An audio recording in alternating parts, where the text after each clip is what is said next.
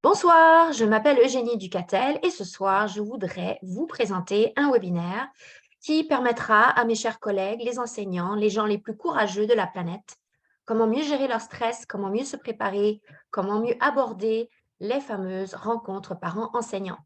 Donc, je vais partager avec vous mon écran ce soir. Comme ça, vous pourrez suivre. Et voilà. Donc, c'est cela.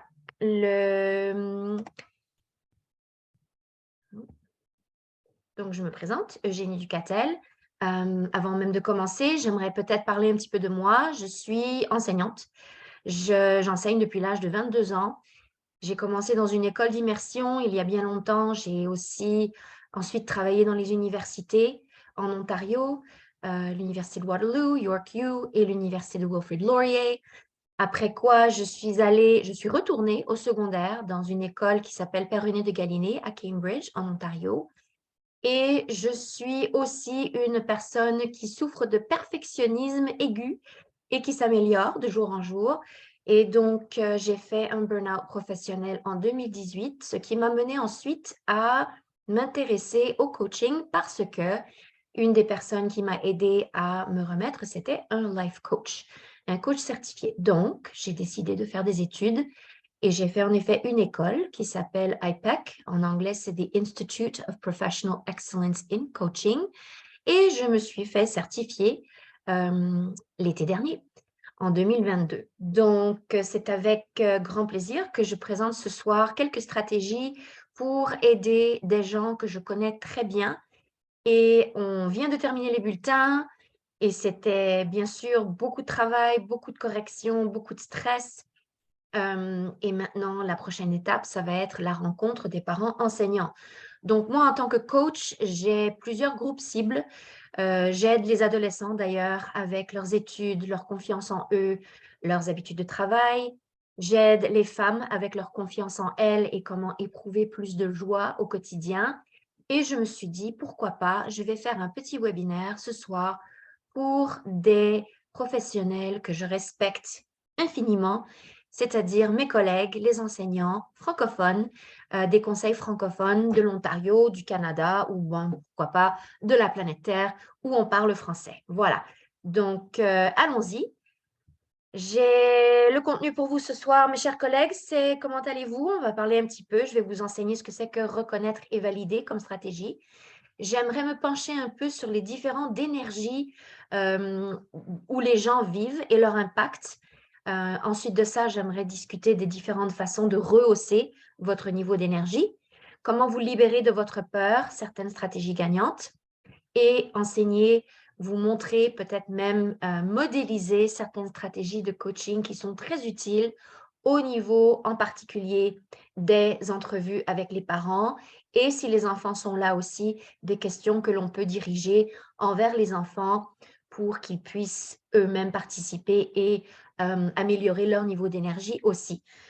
Donc voilà, ça c'est pour ce soir. Ça devrait durer une petite vingtaine, trentaine de minutes maximum. Et voilà. Donc, comment allez-vous? Ça, c'est la question que l'on pose à n'importe qui. Comment allez-vous? Aux rencontres parents-enseignants, ça va être les parents, ça va être les enfants. Et donc, ce qu'on peut faire ici, reconnaître et valider, c'est quand un parent va dire, par exemple, ah, je trouve ça vraiment difficile, c'est décourageant, mon enfant ne réussit pas bien, etc. Donc, ça peut être négatif, ça peut être positif aussi, mais admettons que le parent est vraiment découragé, son niveau d'énergie est très, très bas euh, et se sent désemparé, démuni. Bref, eh bien, nous, en tant qu'enseignants, on peut dire, je vois que vous êtes fatigué, en effet. Et donc, ça, c'est reconnaître les émotions de la personne. Et en coaching, ce qu'on nous dit, c'est que quand on reconnaît les émotions de la personne, ça a le pouvoir de diffuser et de d'alléger les émotions. Donc, le parent va être, oh, on m'écoute et on me comprend. Et donc, le stress va pouvoir s'échapper de cette personne, se dissiper un peu. Et valider, c'est le parent qui va dire, vous savez, je cours à gauche, à droite, j'ai les rencontres de mon propre travail. Après ça, il faut que j'emmène les enfants à la gymnastique. Après, c'est le piano. Je suis épuisée, je n'y arrive pas. Et les notes de mes enfants baissent. Et voilà. Et donc, valider, c'est dire, Pas étonnant que vous soyez fatigué et surmené. Vous avez un emploi du temps qui est très chargé et on a l'impression que vous essayez de tout faire. Donc, c'est normal que vous soyez absolument dépassé par les événements. Et encore une fois, ça permet aux parents de se sentir vraiment compris. Et encore une fois aussi, de permettre de relâcher le stress qu'ils sont en train de vivre dans le moment. Pour les profs, pour vous, mes chers collègues, je peux vous dire comment allez-vous et vous allez me dire c'est pareil, nous on a les bulletins, on a les parents qu'on va rencontrer bientôt, c'est super stressant et moi je vais être la première à vous dire que s'il y a bien des gens sur terre que je connais et que je sache qu'ils travaillent comme des fous, sans relâche, avec tout leur cœur et toute leur âme, c'est bien vous et c'est pas surprenant que vous soyez fatigué et que vous ayez un peu peur des rencontres des parents enseignants. Voilà. Donc, reconnaître, et dans le dictionnaire, recognize, c'est aussi honorer. L'autre mot que j'ai trouvé dans la traduction, c'est le verbe honorer, que j'aime beaucoup aussi, parce que c'est reconnaître et honorer les émotions de l'autre personne, et ensuite de les valider. Donc ça, ce sont de bonnes petites stratégies de communication pour la rencontre des parents enseignants. Quand je dis les mots rencontre des parents enseignants, qu'est-ce que vous avez envie de partager, mes chers collègues? Peut-être des émotions de stress, peut-être que vous n'avez vraiment pas envie de le faire. Est-ce qu'il n'y aurait pas une façon d'être malade ce soir-là, peut-être de l'éviter complètement? On a peur des parents difficiles, des parents abusifs. Il y a une espèce de peur qui existe vis-à-vis des rencontres des parents enseignants. Et je vais en parler un petit peu aujourd'hui aussi. Donc, encore une fois, reconnaître, c'est ce qu'on appelle en anglais to acknowledge, reconnaître, honorer, et l'impact, encore une fois, de cette méthode d'écoute. C'est une méthode d'écoute très active, très intuitive aussi, très humaine, parce qu'on écoute véritablement l'autre personne.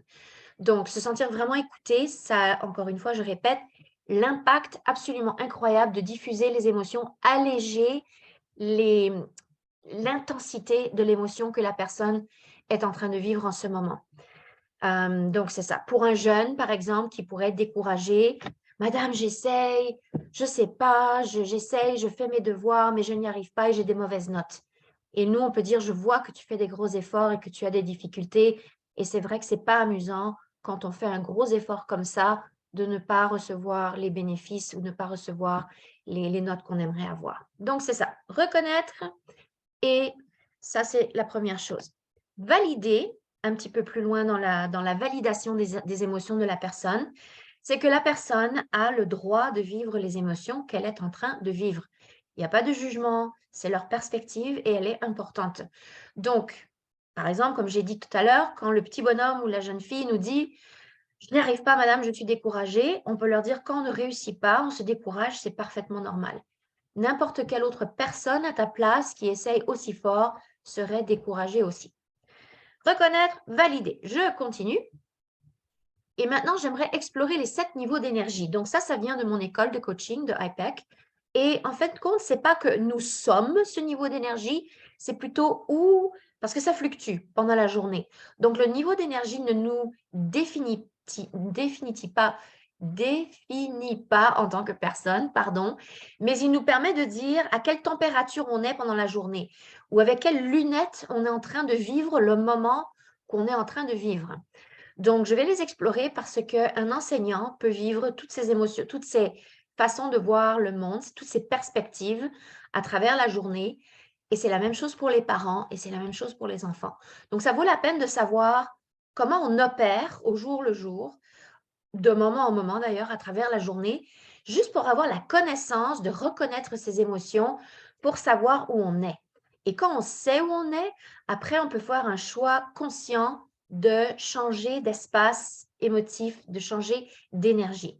Donc, je vais vous expliquer les 7 différents niveaux d'énergie avec des exemples et peut-être que vous pouvez voir si vous pouvez vous reconnaître dans ces certains moments de la vie que vous vivez.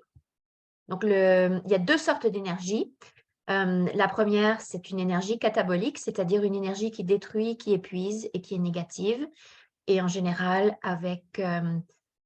si vous restez trop longtemps dans ce genre d'énergie, ça peut même être mauvais pour la santé parce que c'est là où on produit le stress et c'est là où le corps aussi ressent le cortisol qui est bien sûr à la source de tous les problèmes quasiment au niveau des crises cardiaques, etc. Donc, catabolique, destructif.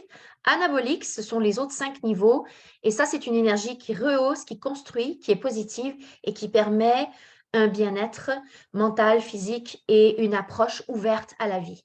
Bien sûr, on aimerait vivre plus d'expériences anaboliques, mais les expériences cataboliques sont parfois nécessaires aussi. Donc, niveau 1, c'est la personne qui se sent dans une énergie de victime qui n'a aucun pouvoir. Et c'est quelqu'un qui dirait, par exemple, il n'y a rien que je puisse faire, c'est juste trop, je ne m'en sors pas. Même si je passe des heures à essayer, l'univers est contre moi. On nous donne toujours et encore plus de travail, mais jamais plus de temps. Au secours, c'est la personne qui est juste découragée et qui n'a pas le pouvoir de se battre, qui a juste quasiment abandonné. Donc ça existe chez les enseignants, c'est sûr. Je l'ai déjà vécu plusieurs fois. Mais ça existe aussi chez les parents. Les parents qui sont découragés, qui ne savent plus quoi inventer pour aider leurs enfants, pour mettre de la nourriture sur la table, pour gérer les séquelles de la pandémie. Et c'est aussi pour les enfants. S'ils n'ont aucun sens de contrôle sur leur vie et qui sont vraiment rendus à une énergie de victime, alors c'est parce qu'ils ont quasiment abandonné. Voilà.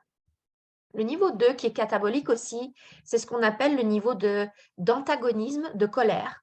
Donc, le premier niveau, on n'est pas en colère, on n'a pas d'énergie, on est juste vaincu. Le deuxième niveau, on a de l'énergie, on a de la colère.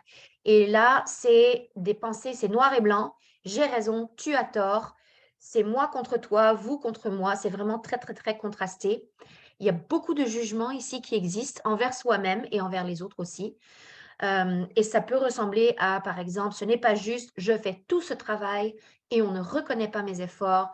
Le jeune ne travaille pas et c'est de ma faute, vraiment. Est-ce que ces gens-là ont déjà mis les pieds dans une salle de classe? Donc ici, on a un niveau d'énergie vraiment de colère où on voit qu'on n'est pas respecté et la personne réagit. Le niveau 2 peut exister aussi chez les parents, bien entendu, les parents en colère. Et c'est en général aussi les niveaux 2 qui sont pour les rencontres des parents enseignants, le niveau qu'on aimerait essayer de diffuser, de rediriger ou carrément d'éviter. Parce que si le parent est vraiment très en colère, il va nous accuser de tous les problèmes de la planète et il n'est pas en mesure d'ouvrir ses idées ou son espace mental pour accueillir des conseils de notre part, nous, les professionnels, pour aider leur enfant. Donc, si le parent est coincé dans un niveau 2, on peut simplement, et je vais en parler un petit peu plus tard dans ma diapositive, on peut leur dire tout simplement qu'on va continuer cette conversation avec le directeur. Je vais prendre rendez-vous et vous donner plusieurs choix et je vous enverrai un courriel et on pourra terminer notre entrevue à ce moment-là. C'est tout. Pour éviter, parce que quand quelqu'un est en colère, honnêtement, ça ne sert à rien de discuter. Et ça, c'est vrai pour tout le monde. Donc, ça, c'est le niveau 2. Comment est-ce qu'on fait pour sortir du niveau 2? En fait, il faut parler à personne quand on est en colère comme ça. Il faut prendre du recul, il faut aller respirer, il faut méditer, il faut aller s'amuser un peu, il faut déconnecter. Mais à la rencontre des parents enseignants en général, si, parce que ça arrive très rarement, on est d'accord, il arrive qu'un parent soit un peu en colère, il va peut-être vivre un peu de ce niveau-là.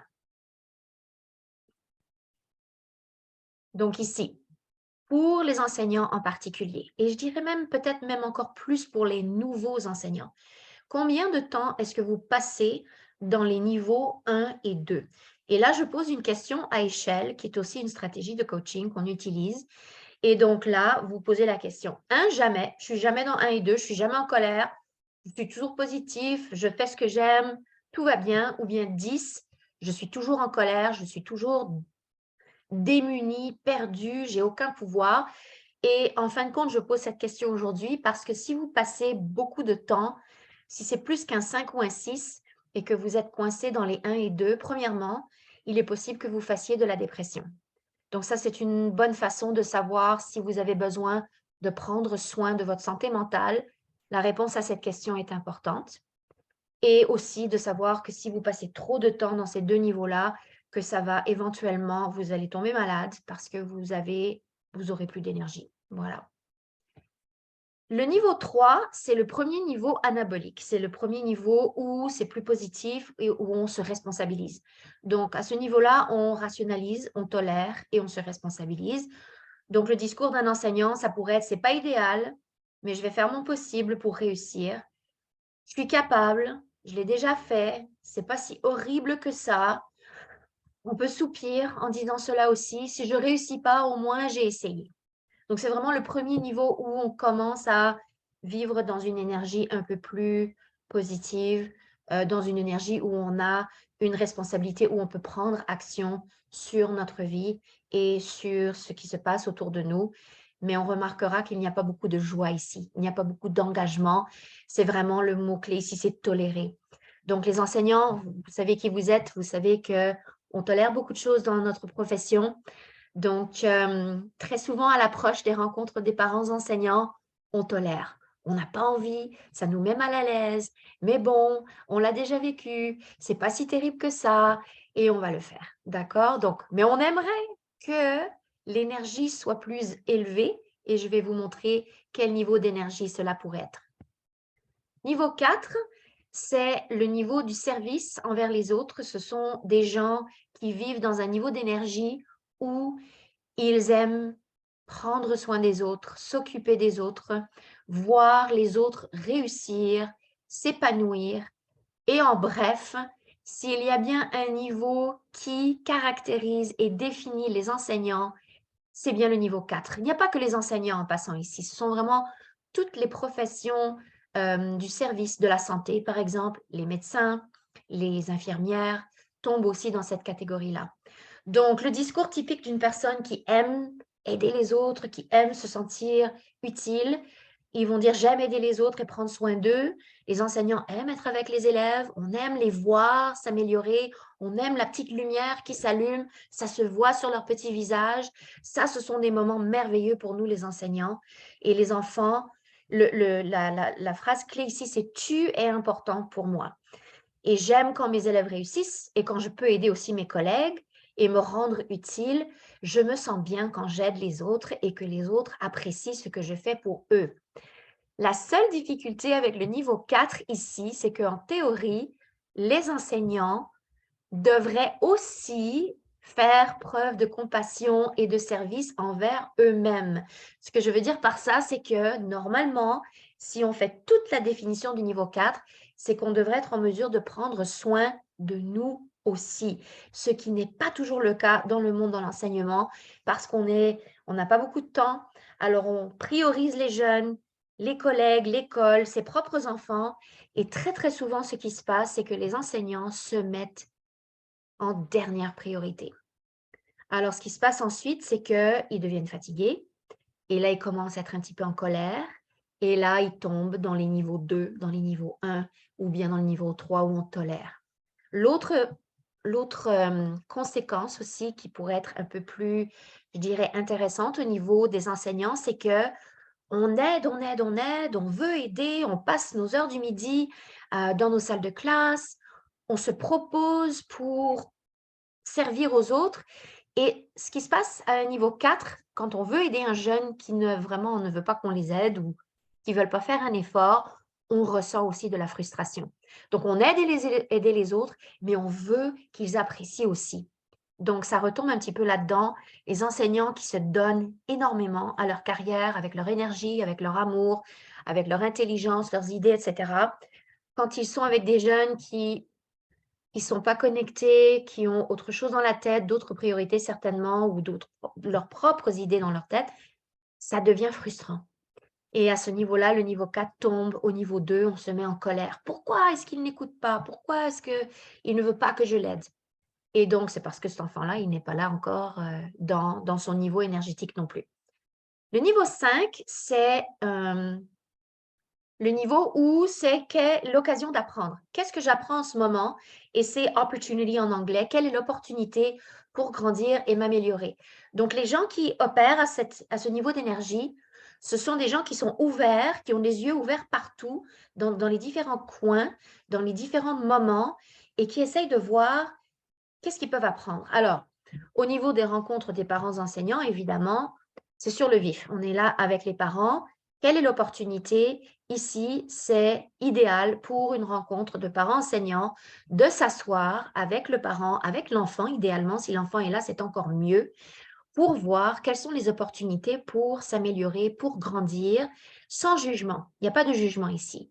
Il y a seulement vraiment la créativité, l'ouverture d'esprit et voir comment je dirais, la pépite d'or. Ouh, on pourrait essayer ça et faire en sorte que cela devienne quelque chose d'utile qu'on pourrait essayer à l'avenir et donc améliorer le rendement de l'élève.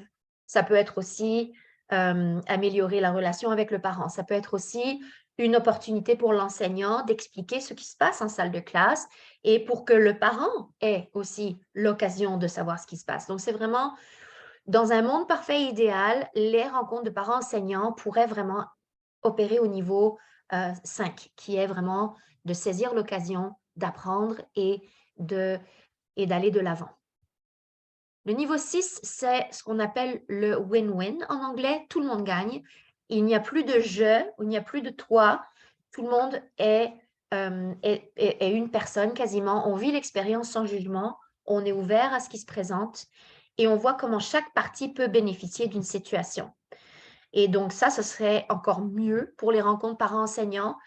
Si par exemple un parent dit, voilà, mon enfant va partir en Europe l'année prochaine, ah mais c'est fantastique, il va aller en France, super. Qu'est-ce qu'on pourrait faire pour l'encourager à lire en français? Eh bien, par ma foi, peut-être qu'il y a un roman qui se porte sur ce voyage-là ou un film. Le win-win aussi, ça peut être dans des moments amusants avec les parents parce que l'humour, c'est très important dans les rencontres des parents enseignants. Ça pourrait être aussi au niveau de est-ce qu'on peut marchander la réussite d'un jeune? Qu'est-ce qu'on peut lui offrir à la maison comme, comme récompense? Que ce soit de l'argent, que ce soit des récompenses au niveau d'aller au cinéma ou des choses comme ça. Et donc, à ce moment-là, on a vraiment le win-win, les parents, les enseignants, les jeunes, et ensemble, on essaye de produire quelque chose qui va vraiment bien fonctionner pour aider l'élève et aussi alléger le niveau d'énergie du prof et du parent, et tout le monde se sentira mieux parce que tout le monde bouge dans la réussite du jeune. Le niveau 7, c'est un niveau où on n'opère pas souvent, on ne vit pas très souvent ou trop longtemps non plus. Dans le niveau 7, mais il existe. Et tous les niveaux d'énergie vous sont disponibles ici. Donc, vous avez le choix de choisir, là, maintenant, j'ai besoin de me mettre en colère parce que cette situation ici me manque de respect. On peut tomber au niveau 2 et demander l'aide d'un directeur si un parent est abusif. On peut aussi dire, OK, là, je suis en train d'aider, mais ça ne fonctionne pas. Donc, quelle est l'opportunité ici et monter au niveau 5? Et chaque niveau, en effet, est important. Mais encore une fois, vivre dans les niveaux 1 et 2, c'est vraiment mauvais pour la santé. Donc, il faut apprendre à sortir de là aussi. Donc, comment rehausser son niveau d'énergie? En effet, que ce soit dans la vie en général, mais surtout dans le contexte des rencontres des parents enseignants au quotidien. Au quotidien, mes chers collègues, j'ai écrit des recommandations et vous allez me dire que je rêve, mais bon, dormir, haha, bien manger, faire un peu d'exercice et s'amuser, connecter avec ses amis, sortir de temps en temps. Et j'ai écrit méditation aussi. Donc, je l'ai écrit parce que j'estime, en tant que coach professionnel, avec toute la littérature qui existe à travers tous les livres que j'ai lus et aussi avec ma propre expérience en tant que personne qui souffre de santé mentale et qui a besoin de gérer ses niveaux d'énergie aussi, et à cause de mon burn-out en particulier, de mon épuisement professionnel que j'ai fait en 2018, il a fallu que j'apprenne à méditer. Donc, méditer, ça n'a pas besoin d'être trop compliqué, bien sûr, mais je vous invite à découvrir ça. Mais quand votre cerveau est bloqué dans la panique, dans la colère la plus totale, la méditation des respirations 4 carrés est très efficace. J'explique en une petite minute. L'idée, c'est de respirer en 4 temps, de tenir sa respiration en 4 temps, de laisser son souffle sortir en 4 temps et de ne pas respirer pendant 4 temps et de respirer, inspirer 4, etc. Vous le faites 5 fois. 5 fois, et ce qui va se passer, c'est que votre oxygène, l'oxygène qui était bloqué par la panique, va revenir dans votre cerveau et ramener du calme dans votre corps. C'est très efficace. Parce qu'en effet, quand le cerveau est stressé, il bloque. Il n'y a rien qui rentre. Essayez de réfléchir quand vous êtes paniqué, quand vous êtes en colère. Vous allez prendre les pires décisions de votre vie. Donc, votre cerveau, qui est votre outil le plus puissant, vous sera complètement inutile. Alors, parce qu'il n'y a aucune façon d'accéder à ces solutions. Donc, si vous êtes stressé, paniqué, en colère, évidemment, ne soyez pas trop en colère avant de rentrer dans les rencontres des parents enseignants. Essayez, je vais vous donner d'autres stratégies tout à l'heure. Mais si c'est le cas, si vous êtes en mode panique, respirez, méditez et revenez quand vous êtes plus calme. Donc, la peur. La peur, que ce soit la peur en général ou la peur en particulier des rencontres parents-enseignants, eh bien, en fin de compte, c'est anticiper des résultats négatifs dans le futur. Donc, en fin de compte, on porte une énergie, on invente une énergie et on porte une énergie qui existe. L'énergie est négative et elle est toxique. On la porte à propos de quelque chose qui n'existe pas. Et c'est là où il faut se dire que, OK, est-ce que je vais inventer une montagne de terreur à propos d'un événement qui n'a pas encore eu lieu? D'autant plus que les rencontres des parents enseignants, vous les avez déjà faites. Et en général, on le sait, ça se passe d'habitude très, très bien. Il y a peut-être un parent qui pose quelques petites questions, peut-être un peu fatigantes, mais dans l'ensemble, les parents qui viennent sont là parce que leurs enfants, c'est important pour eux, parce qu'ils veulent vous rencontrer et parce qu'ils vous apprécient et parce qu'ils vous respectent. La majorité d'entre eux. Et vous savez que c'est vrai, pas seulement parce que je suis en train de faire ce webinaire. Les peurs les plus communes pour nous, les enseignants, puis pour tous les êtres humains de la planète, c'est de se sentir jugé et on a peur de ne pas être à la hauteur et on a peur de ne pas être suffisant. Donc, ce sont des peurs qui sont réelles en effet. Mais à la base, mes chers collègues, comment est-ce qu'on peut faire à ce moment-là pour se sentir plus confiant pour les rencontres et remonter, rehausser les niveaux d'énergie? Alors, en bref, il y a plusieurs stratégies, mais c'est vraiment très important, surtout avant, peut-être 1 heure, 2 heures avant la rencontre, d'éviter le langage négatif, d'éviter de parler des mauvaises expériences qui ont eu lieu, parce que l'énergie se propage et elle a des bébés.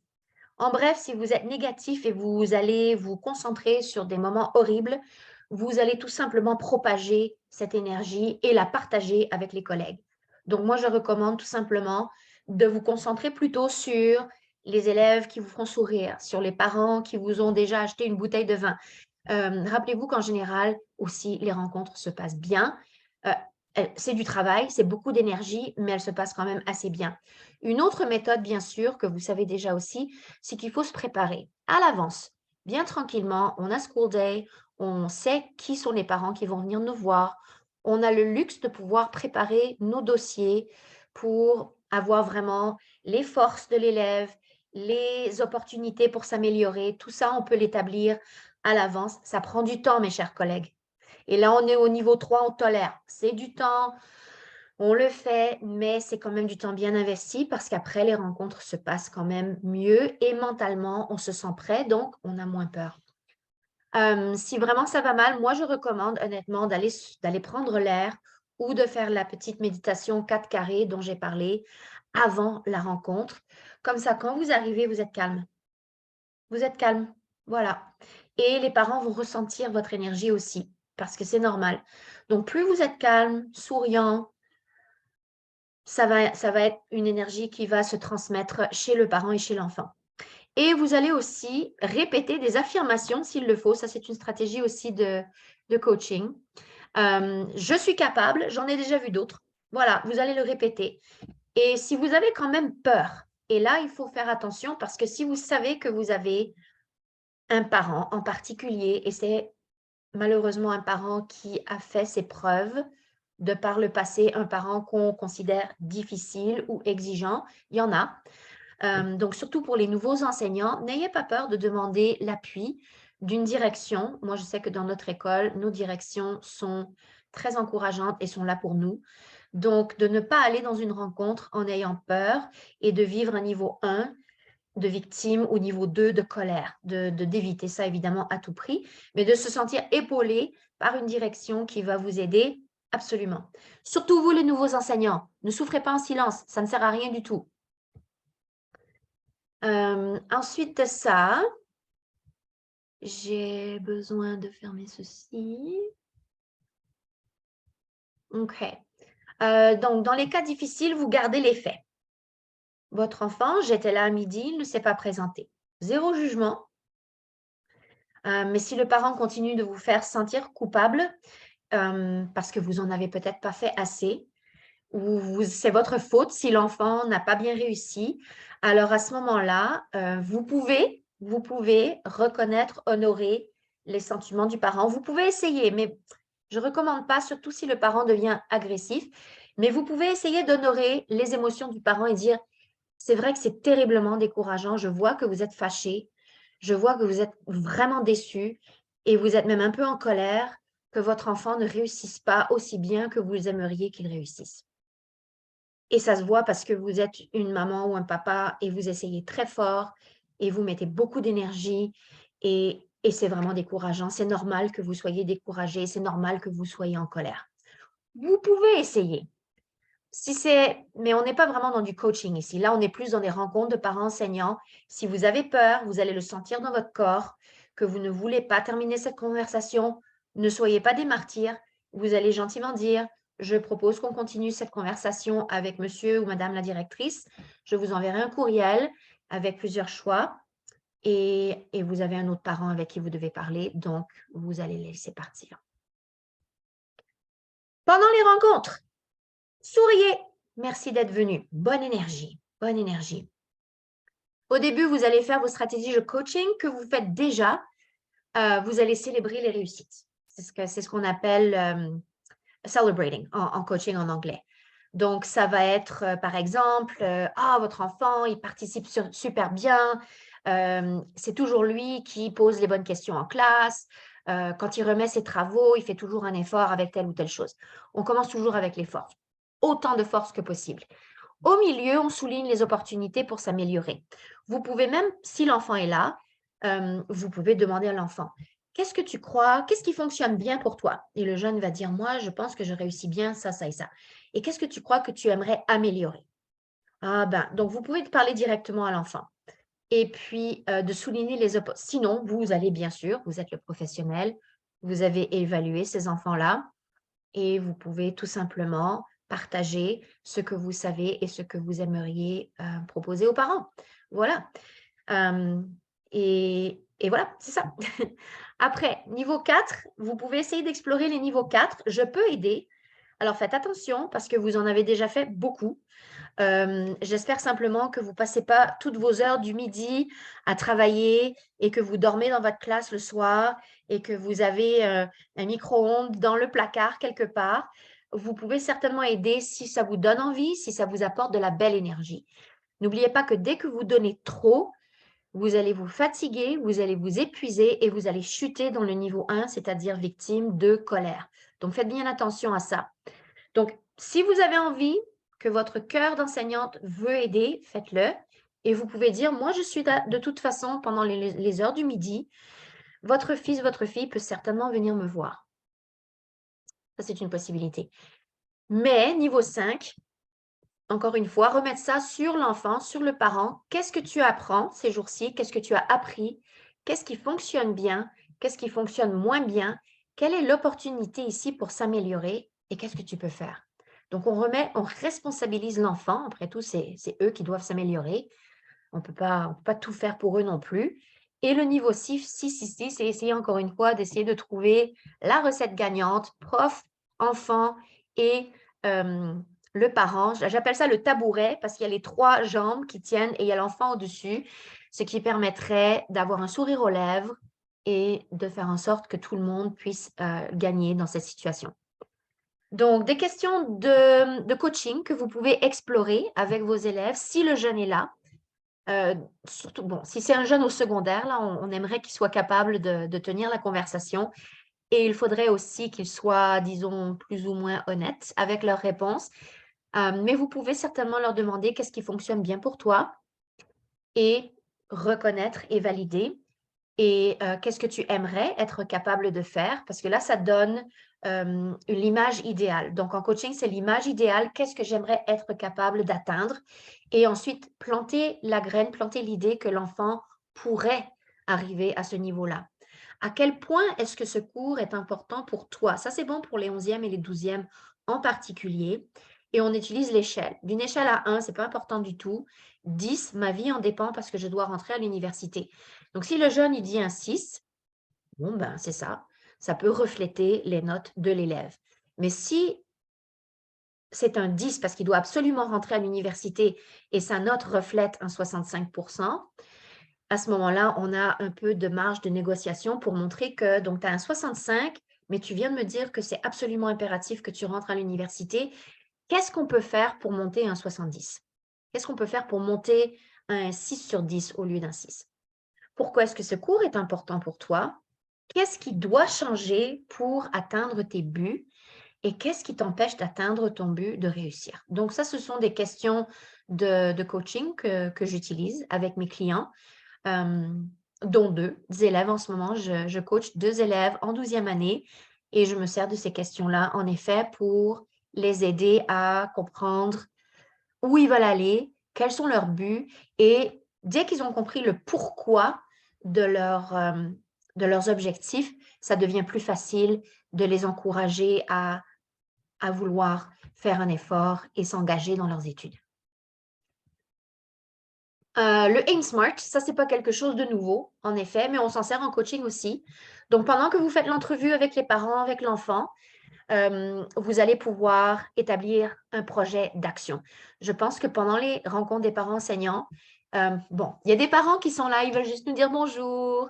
Bonjour madame, comment ça va? Votre enfant a un 99% de moyenne. Yay! On vous aime, cœur sur vous les parents, cœur sur vous les enfants. Tout va bien, tout baigne et on les aime ces parents-là. On est content de les voir, les enfants sont heureux aussi, tout va bien. Mais pour les enfants qui ont besoin de s'améliorer même un peu, même les élèves très forts peuvent s'améliorer, mon Dieu.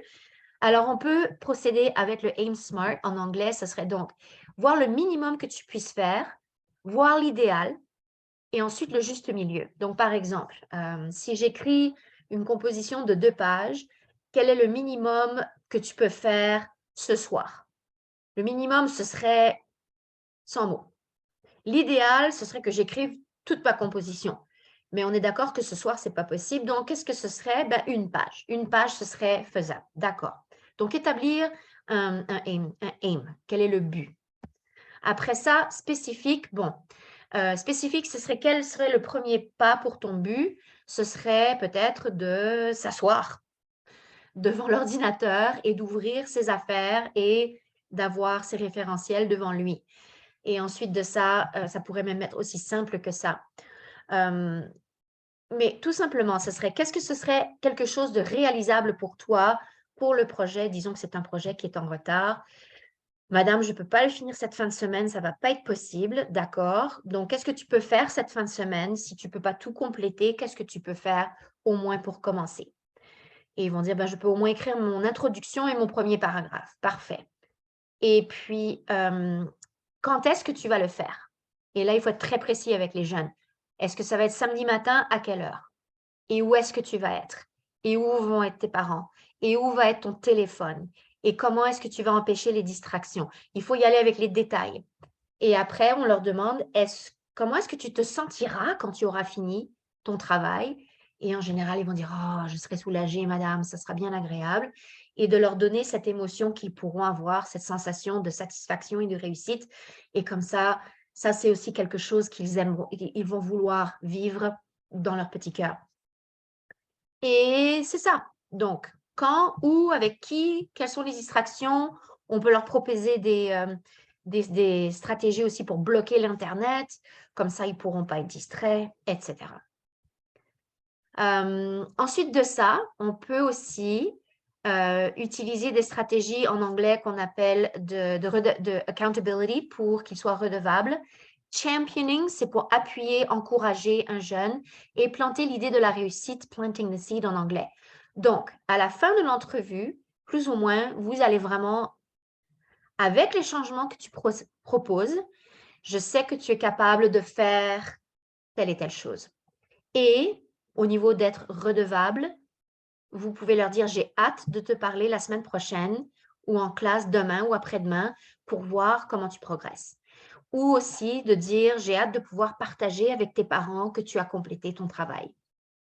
Et donc, à ce moment-là, l'enfant sait qu'on communique avec les parents, mais on sait aussi qu'on a hâte de voir leur travail et qu'on met de la bonne énergie dans leur réussite. Je sais, c'est pas vrai qu'ils vont tous réussir, c'est sûr, mais on peut certainement au moins donner un élément d'action que l'élève pourra prendre pour s'améliorer au moins dans une chose. Ça j'y crois absolument. Finir la rencontre avec du positif et une action concrète pour le jeune et le parent, ça sera parfait. Et puis, c'est ça, renforcer avec l'idée, tu es parfaitement capable de réussir avec tes nouvelles stratégies. Pour le parent, vous êtes capable, madame, vous travaillez fort, vous avez un cœur en or, ne lâchez pas. Votre enfant a de la chance de vous avoir. Si vous n'étiez pas là, ce serait une preuve que l'éducation de votre fils n'est pas importante. Mais vous êtes ici, vous trouvez ça dur, mais vous êtes venu. Donc, merci. Et on communiquera ensemble. N'hésitez pas à m'envoyer un courriel. Et on se tiendra au courant du projet, du plan d'action qu'on s'est donné aujourd'hui. Donc, voilà, mes chers collègues enseignants. J'ai parlé aujourd'hui des différents niveaux d'énergie qu'on expérience, qu'on vit au cours de la journée et selon certains moments de stress aussi.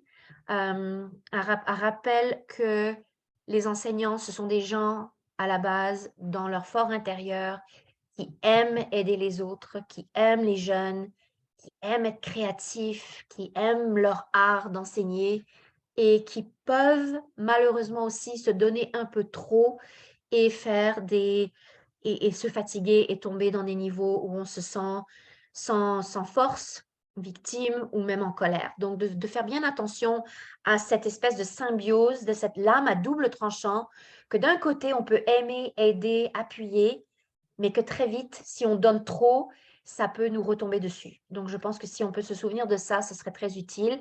Pour les rencontres des parents enseignants, reconnaître, honorer les émotions des profs, ben oui, de nous-mêmes, bien sûr, des parents, des enfants, c'est important parce que ça diffuse l'énergie.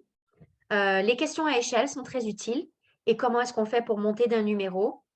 Aim Smart, donc une action, un objectif bien précis, célébrer les victoires au début, à la fin, utiliser un vocabulaire positif, faire du championing, je suis capable, tu es capable, je crois en toi, et planter l'idée de la réussite. Voilà. Donc, c'est à peu près tout pour aujourd'hui. J'ai fait le tour de ma présentation. Alors, sur ce, je vais voir si je peux sortir de ma présentation. Je vais arrêter de partager. Voilà. Eh bien, c'est cela. Donc, je vous remercie d'avoir passé ce temps avec moi et j'espère que vous avez mis quelques petites stratégies utiles dans votre poche pour vous apporter un peu de paix, que ce soit au niveau de la respiration, un peu de méditation ou de laisser aller la culpabilité parce que vous en faites suffisamment, mes chers collègues. Mon Dieu, vous en faites plus que n'importe quelle autre personne sur cette planète pour aider ses enfants. Donc, vous n'avez pas besoin de vous sentir coupable que vous n'en faites pas assez, vous en faites déjà trop. Donc, moi, je valide et j'honore votre temps, votre énergie et votre amour pour votre profession. Et aussi, parfois, le fait que vous soyez fatigué, brûlé, découragé, c'est parfaitement normal aussi. Mais je sais qu'avec les petites stratégies que je vous ai montrées aujourd'hui, que vos prochaines rencontres de parents enseignants vont bien se dérouler. Au revoir.